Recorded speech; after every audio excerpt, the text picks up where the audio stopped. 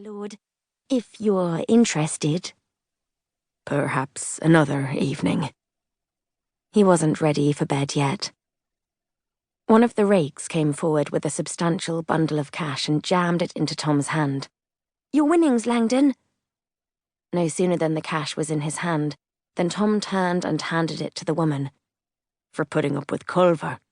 I couldn't, my lord, she said, as she tucked the money into her bodice. She gave him a wink. Night, love. She pressed a quick kiss to his cheek, then strode off into the darkness. That was near £70, Langdon, Mowbray said in shock. She'll have better use of it than me.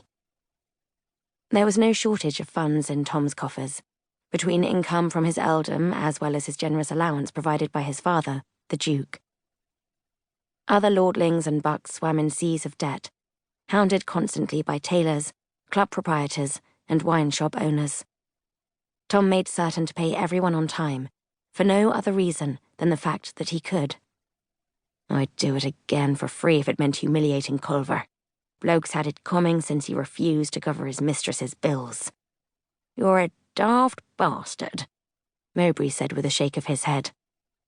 I'd agree, Tom said affably, except everyone knows about my parents' celebrated fidelity. Bastard indeed, but not blood.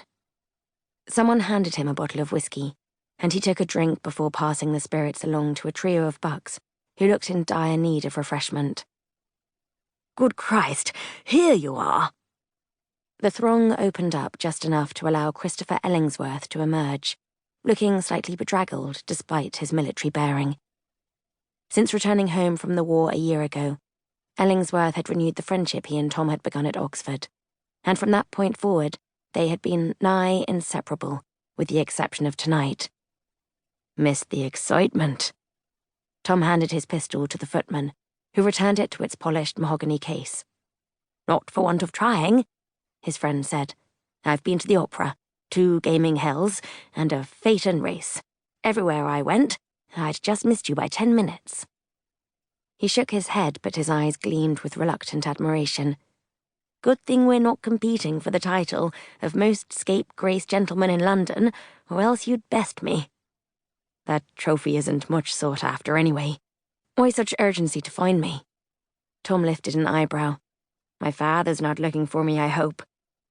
The Duke periodically got it into his head that Tom would somehow reform, and conduct himself with the dignity and sobriety of a ducal heir with a family history of deeply traditional beliefs. But that was precisely why Tom spent his days asleep, and his nights in endless rounds of revelry. One day, hopefully in the far distant future, Tom would inherit the title, and with it, the morass of responsibilities and duties that came with being one of the most powerful men in England, and a voting record dedicated to preserving the ancient systems of power. Life, as Tom knew it, would end. He'd say goodbye to nights entertaining opera dances, midnight swims in the Serpentine, and behaving like the kingdom's veriest rogue, with his equally dissolute companions keeping him company. As a marquise's third son who had recently sold his commission, Ellingsworth had considerably less money, but shared Tom's appetite for running riot. There wasn't one corner of the city they hadn't explored in search of amusement and pleasure. Ellingsworth hooked an arm around Tom's neck and led him several paces away from the celebrants. In a low voice, he said, I've heard about something that I knew would interest you. A place in Bloomsbury called the Orchid Club. Tom groaned. I've grown weary of clubs. Same games of chance, same people, same wine, same everything. His friend's grin flashed. This club is different. For one, it opens its doors only once a week, and it just so happens to be open tonight. That wasn't enough to snare Tom's interest. Many clubs did what they could to cultivate an air of mystery, in order to ensure steady business from those eager to discover its secrets. What else makes it so special? Is it a brothel? It is most decisively not a brothel. You'll need this, however. Ellingsworth unhooked his arm from around Tom's neck. He reached into his coat before producing something, then slipped the item into Tom's hand. Tom held up the object so he could study it better.